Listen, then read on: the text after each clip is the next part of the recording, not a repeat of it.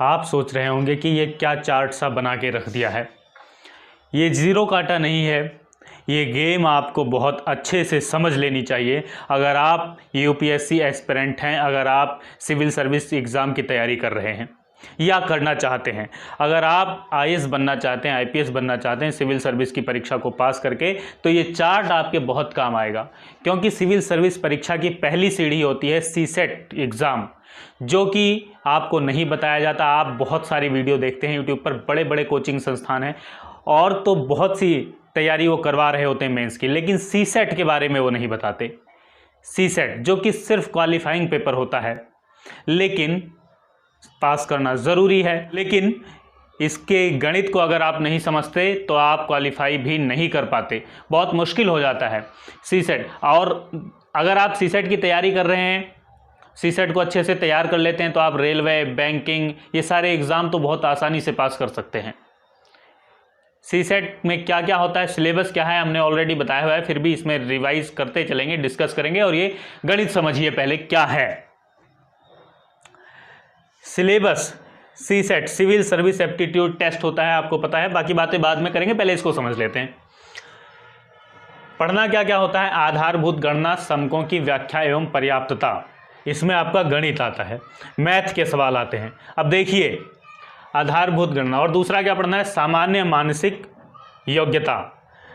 और जो सिलेबस लिखा हुआ है उसको सुन लीजिए, फिर डिस्कस करते हैं। तार्किक अभियोग्यता एवं विश्लेषणात्मक योग्यता, अंग्रेजी भाषा अवबोध यानी इंग्लिश, निर्णयन एवं समस्या समाधान यानी डिसीजन मेकिंग, अंतर्वैयक्तिक एवं सह संप्रेषण कौशल और बोधन। ये 1 2 3 4 5 6 7 ये 7 टॉपिक हो गए जो कि आपको पढ़ने होते हैं, जिसमें से आपके सवाल आते हैं। अब देखिए कमाल सीखिए, क्योंकि सिर्फ क्वालिफाइंग पेपर है, आप इसमें 100 नंबर 150 नंबर ले रहे हैं, उसका कोई फ़ायदा नहीं होगा। नंबर आपको सिर्फ क्वालिफाइंग लेने हैं, सिर्फ पासिंग मार्क्स लेने हैं 33%। 33% यानी 66 नंबर आपको लेने हैं बस। तो ज़्यादा से ज़्यादा 70 ले लीजिए बस, उससे ज़्यादा मेहनत करने की ज़रूरत नहीं है। तो आपको अगर पता हो कि कौन से टॉपिक से कितने सवाल आते हैं, तो आप बहुत आसानी से क्वालिफाई कर सकते हैं। और यही इस वीडियो को देखकर आप सीखेंगे कि कौन कौन से टॉपिक को आपको कवर करना चाहिए। कोई भी एग्ज़ाम है, अगर आपको ये पता लग जाए, 10 टॉपिक पढ़ोगे तो उसमें से 15 नंबर का कवर होना है, और 2 टॉपिक पढ़ के 50 नंबर का कवर होना है, तो 2 टॉपिक वाला पढ़ा जाएगा ना। बस यही गणित है, समझिए। आधारभूत गणना, समकों की व्याख्या एवं पर्याप्तता, यानी मैथ से आपके जो है 2014 में देखिए 19 सवाल आए, और 2015 में 24, 2016 में 26, 17 में 23 सवाल, 2018 में 18 सवाल, 2019 में 25 सवाल और 2020 में 43 सवाल। देख लीजिए 43 क्वेश्चन। घबराइएगा मत अगर मैथ कमज़ोर है, उसका भी सॉल्यूशन हम आपको देंगे। सामान्य मानसिक योग्यता 2014 में 24 सवाल, 15 में 20, 16 में 22 सवाल, फिर 21 सवाल 2017 में, 2018 में 22 सवाल, 2019 में 19 सवाल, 2020 में 11 सवाल। तार्किक अभियोग्यता एवं विश्लेषणात्मक योग्यता क्या होता है, ये भी अभी बताते चलेंगे कि किस तरह से सवाल आते हैं, पहले समझ लीजिए। 2014 में 5 क्वेश्चन, 15 में 6 क्वेश्चन, 16 में 5 क्वेश्चन, 17 में 6 क्वेश्चन, 18 में 3 क्वेश्चन, 19 में 4 क्वेश्चन और 20 में 1 क्वेश्चन। अंग्रेजी भाषा अवबोध, इंग्लिश से जुड़े सवाल 14 में 6 क्वेश्चन, 15 में नहीं आए, 16 में खाली, 17 खाली, 18, 19, 20 ये नहीं आए। अंग्रेजी भाषा के, इंग्लिश अगर कमज़ोर है तो खुश हो जाइए। निर्णयन एवं समस्या समाधान, डिसीजन मेकिंग, यानी एक सिचुएशन दी जाती है, उसको हल करना होता है। 2014 में कुछ नहीं आया, 15 में कुछ नहीं आया, 16 में कुछ नहीं आया, 17 में कुछ नहीं आया, 18 में आए 11 क्वेश्चन, 19 में आए 2 क्वेश्चन, फिर कुछ भी नहीं आए। अंतर्वैयक्तिक एवं संप्रेषण कौशल, इसमें 14, 15, 16, 17, 18, 19, 20 सारा खाली है, एक भी क्वेश्चन नहीं आया। बोधन, इसमें देखिए ये 26 क्वेश्चन 14 में, 30 क्वेश्चन 15 में, फिर 16 में 27 सवाल, और 17 में 30 सवाल, 2018 में 26 सवाल, 2019 में 30 सवाल, 2020 में 25 सवाल। ये गणित आप देख लीजिए। सबसे ज़्यादा क्वेश्चन आपको किस में लग रहे हैं? सबसे ज़्यादा क्वेश्चन ये बोधन, ये सबसे यहाँ लिखना था, ऊपर लिखना था, सबसे पहला टॉपिक होता है, लेकिन यहाँ नीचे लिख दिया, जगह नहीं थी इसलिए एडजस्ट कीजिए, कोई बात नहीं। तो बोधन में से आपके ये सबसे ज़्यादा सवाल आए हुए हैं। लगभग एवरेज मान के चलिए 25, 30, 26, 30, 27, 30, 26, यानी 25 से 30 की एवरेज है। और गणित कमज़ोर है तो ये आपको बहुत मजबूत कर लेना चाहिए।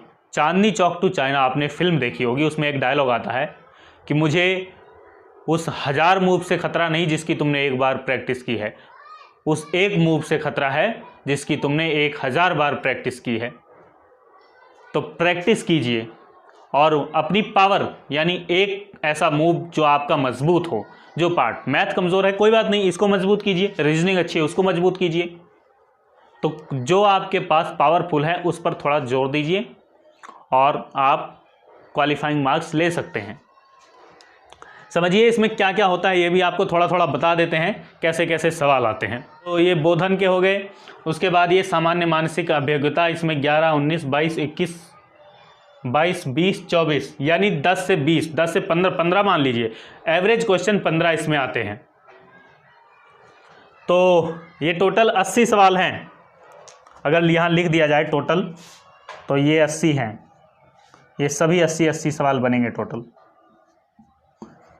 80,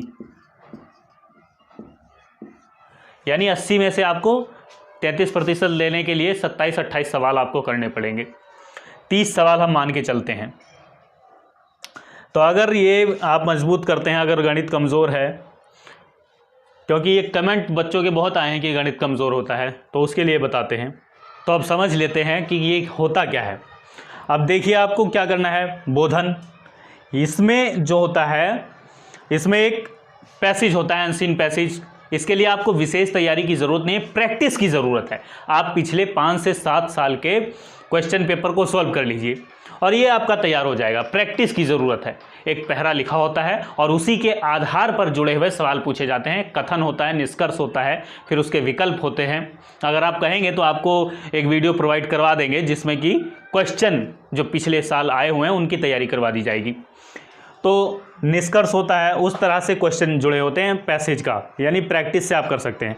इसकी एवरेज मान के चलिए 25 आ रही है, तो 25 में से हम सिर्फ और सिर्फ मान लीजिए 20 क्वेश्चन अगर आप तैयार कर लेते हैं। उसके बाद आधारभूत गणना, समकों की व्याख्या एवं पर्याप्तता, यानी डाटा सफिशिएंसी। इसमें आपके गणित के सवाल आ जाते हैं, जैसे लाभ हानि और ग्राफ, पाई चार्ट, ये सारे क्वेश्चन इसमें से आ जाते हैं। मैथ अगर आपका थोड़ा भी ठीक है, थोड़ी सी मेहनत आप, जैसे डाटा सफिशिएंसी, पाई चार्ट वगैरह अगर आप कर लेते हैं अच्छे से, तो आप इसमें से थोड़े बहुत क्वेश्चन कर सकते हैं। मान लीजिए 2 क्वेश्चन यहाँ से आप कर लेते हैं और एवरेज क्या है 43, 25, 18, 23, 26, 24, 19, यहाँ 20 मान सकते हैं। 20 में से आप 2 कर लीजिए। उसके बाद सामान्य मानसिक योग्यता, इसमें क्या सवाल आते हैं, ये आपको मजबूत कर लेना चाहिए। ये है रीजनिंग। इसमें आपके ब्लड रिलेशन से जुड़े हुए सवाल, डायरेक्शन के, कि पूरब में इतनी किलोमीटर चले फिर पश्चिम में इतनी किलोमीटर चले, ये डायरेक्शन वाले क्वेश्चन, और मतलब रीजनिंग के क्वेश्चन इसमें होते हैं। आप जब पुराने पेपर करेंगे तो आपको पता चल जाएगा। तो इसमें 11, 19, 22, 21 और 22, 20, 24 है। तो अगर आप इसमें प्रैक्टिस करते हैं, यानी 10 की एवरेज है, और इसमें से अगर आप 8 क्वेश्चन या 10 क्वेश्चन भी कर लेते हैं, 10 लिख लेते हैं, क्योंकि रीजनिंग है। अगर मैथ कमज़ोर है तो रीजनिंग मजबूत कर लीजिए। अगर रीजनिंग कमज़ोर है, वैसे रीजनिंग आपकी कमज़ोर होनी नहीं चाहिए, क्योंकि रीजनिंग आपके दिमाग को चेक करने के लिए सवाल वो डाले जाते हैं उसमें, यूपीएससी में, किसी भी एग्ज़ाम में। तो आप यदि सोचने समझने की पावर अच्छी है तो आप कर लेंगे। उसके बाद तार्किक अभियोग्यता एवं विश्लेषणात्मक योग्यता, इसमें आपके तर्क वितर्क की शक्ति को चेक किया जाता है। कथन और निष्कर्ष वाले क्वेश्चन होते हैं इसमें भी। 1, 4, 3, 6, 5, 6, 5 क्वेश्चन की इसमें है। अंग्रेज़ी भाषा के आप देख ही रहे हैं, क्वेश्चन ही नहीं आए हुए। 14 में 6 क्वेश्चन आए थे। निर्णय एवं समस्या समाधान डिसीजन मेकिंग के क्वेश्चन आते हैं इसमें।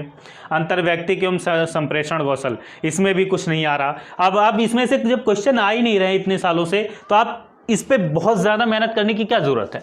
मेहनत कीजिए, ये नहीं कह रहे छोड़ देना है, क्योंकि आप कमाल देख रहे हैं, कई बार एक भी क्वेश्चन नहीं आते और कई बार बहुत सारे क्वेश्चन आ जाते हैं। यहाँ देखिए 19-24 की एवरेज आ रही थी, यहाँ 43 क्वेश्चन आ गए, तो ये भी है। तो इसमें से बिल्कुल किसी भी चीज़ को इग्नोर नहीं करना। हाँ, प्रैक्टिस ज़रूर कर लेनी है थोड़ी बहुत, इसकी प्रैक्टिस आपकी हो जाएगी, इसकी और इसकी हमने बता ही दी, ये भी आप कर सकते हैं। अब ये देखिए 20, 2, 22 और 10, 32 क्वेश्चन हो गए आपके।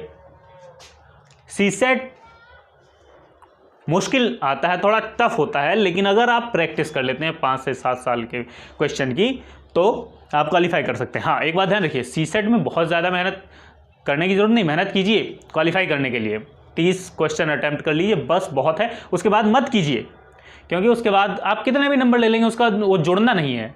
जो आपकी मेरिट लिस्ट बननी है जिससे आप मेंस का एग्ज़ाम दे पाएंगे, वो पेपर 1 से होता है, ये पेपर 2 है। तो पेपर 1 के लिए मेहनत कीजिए। पेपर 1 और मेंस की एग्ज़ाम की तैयारी आप साथ साथ भी कर सकते हैं, और इसके लिए आप थोड़ी सी प्रैक्टिस कीजिए और ये एग्ज़ाम हो जाएगा। उम्मीद करते हैं आप ये समझ गए होंगे और ये वीडियो आपके लिए हेल्पफुल रही होगी। तो दोस्तों के साथ इस वीडियो को शेयर कर दीजिए ताकि वो भी नॉलेज इकट्ठी कर सकें। कोई सवाल है, कोई सुझाव है तो नीचे कमेंट कीजिए। वीडियो अच्छी लगी हो तो लाइक कीजिए। हंसते रहिए, मुस्कुराते रहिए और जुड़े रहिए RJM स्कूल के साथ। धन्यवाद।